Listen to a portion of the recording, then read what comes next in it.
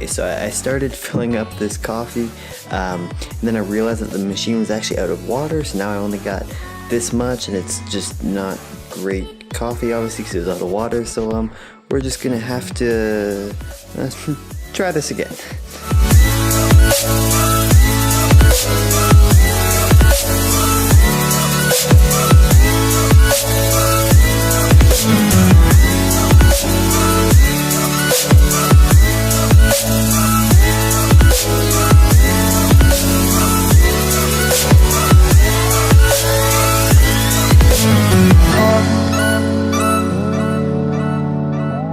I went to public school all my life. I have heard things. I am no stranger to swearing, but I've always been told that as a Christian, I was to watch my mouth and never, ever let such profanities come from me.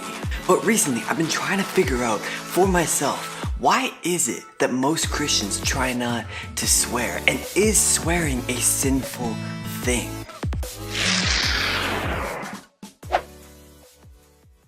Welcome back to 3 Points in 3 Minutes, and today we're talking about swearing and cursing and cussing and whatever you want to call it. I'm sure we've all asked the question at some point or another, can Christians swear? So let's dive right in. Okay, so the first point I want to address is that our mouths were created for worship, encouragement, and wholesome talk. So instead of talking about what we can't do with our words, let's talk about what we can. Psalm 89:1 says, I will sing of the Lord's great love forever. With my mouth, I will make your faithfulness known through all generations. I talked about this in an earlier video, but our purpose is to glorify God. And part of this is what we do with our mouths, telling the gospel, singing praise. And the other thing our words are meant to do is encourage other people. In Ephesians 4, Paul writes this section on Christian living, how we as Christians are set apart from non-Christians and our past selves by how we act. He says at the end of this passage, do not let any unwholesome talk come out of your mouths, but only what is helpful for building others up according to their needs, that it might benefit those who listen.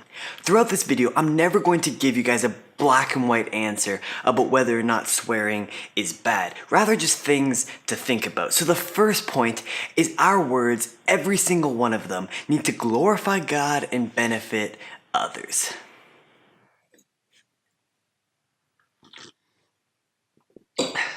Okay, the second point is that swearing cannot come from a lack of self-control. What do I mean by this?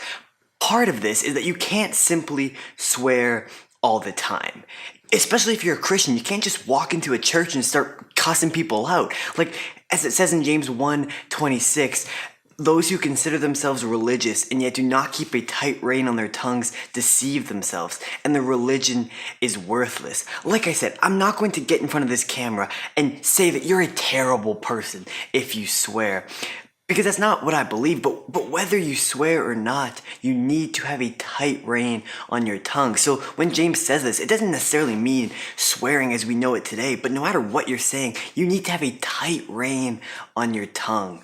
So for me, one of the reasons I personally don't swear is because I know that if I start swearing, it's just gonna start slipping out when I don't want it to. I'm gonna stub my toe when I'm around my mom and I'm gonna drop an F-bomb, because self-control is not always my specialty. So if you swear, I challenge you to ask yourself, when I'm swearing, is it coming from a lack of self-control? Because self-control is a trait of a godly person. The fruit of the Spirit is love, joy, peace, forbearance, kindness, goodness, faithfulness, gentleness, and self-control.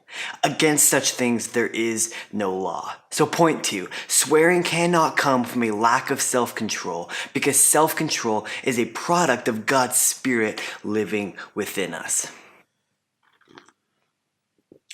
Okay, the final point I want to address is about the non-negotiables. You can decide for yourself if cursing when you trip over a sidewalk crack is A, glorifying God and encouraging others, and B, not coming from a lack of self-control. Sorry, I got something in my eye. But there are 2 non-negotiables when it comes to swearing. Using your words to put each other down and using the Lord's name in vain. In Matthew 5, during the Sermon on the Mount, Jesus says something absolutely insane. He says, "You have heard that it was said to the people long ago, 'You shall not murder, and anyone who murders will be subject to judgment.' But I tell you that anyone who is angry with a brother or sister will be subject to judgment." This should boggle your mind because Jesus says that anger towards another person is equivalent to murdering them. Therefore, using your words to angrily put someone down is akin to murdering them. So now for the second non-negotiable, in the Ten Commandments, before it says do not murder, it says you shall not misuse the name of the Lord your God, for the Lord will not hold anyone guiltless who misuses his name. Using oh my God and Jesus Christ as curse words berates the name of our good Father. You'll notice also that these two non-negotiables echo the first 2 points. Our words cannot attack others out of anger. That's not wholesome talk. It's not encouraging. And our words cannot take away from the glory of God by using his name in vain.